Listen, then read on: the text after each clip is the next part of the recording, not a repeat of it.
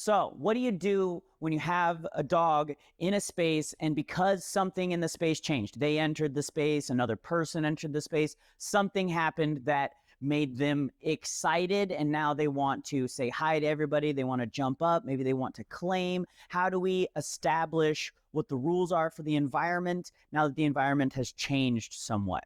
Well, we have two options really. You can do the strategy of, oh, if you act that way, I don't give you attention, and you want to physically remove your body with body language. My dog is here. They think that it's okay to engage. I move away, I walk, and I keep in motion so my dog doesn't jump on me.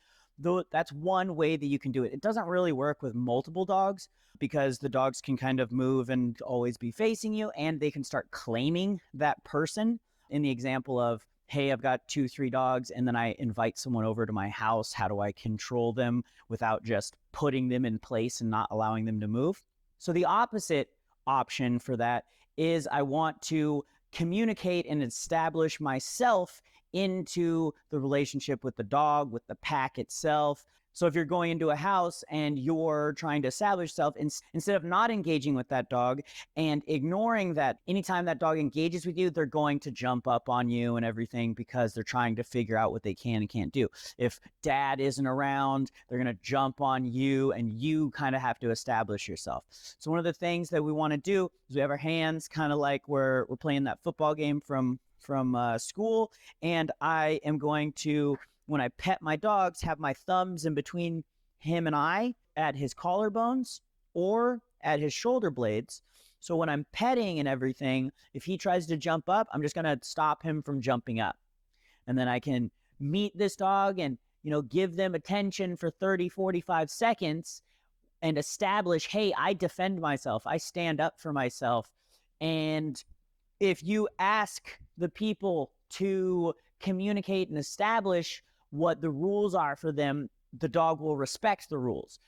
Your dog is not doing things because they want to be naughty. Your dog is doing things because they don't understand that they're not allowed to, and they have a lack of impulse control. My dog has a hard time controlling themselves. They're excited when they first enter from the backyard after they've been playing. They want to say hi to you.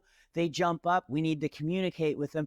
Nope, you're not allowed to jump up. Nope, you're not allowed to jump up. Ignoring them is not going to necessarily establish that they're not allowed to jump up. It just means like, hey, this person doesn't want to give me attention right now. Then maybe when they want to give me attention, I'll be able to jump up on them. That makes sense in the dog's brain. But if I do engage with the dog and establish, hey, you have to respect my space, you can't lean up on me and start knocking me over, I'm going to frame and keep you away in a way that's going to make you have to hold yourself up. You can't lean on me. You can't jump on me. And now we're awesome. We've got a good relationship.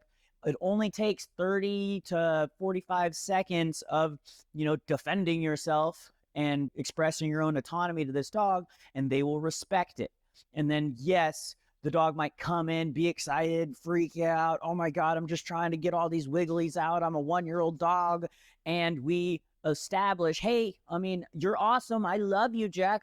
You're like, I love you, Jack, but that doesn't mean that you're allowed to disrespect me, lean on me unnecessarily, anything like that. So while the, hey, I'm just going to ignore your dog thing, in theory does work, and it will get the dog to ignore you and stop giving you attention if they don't find you interesting.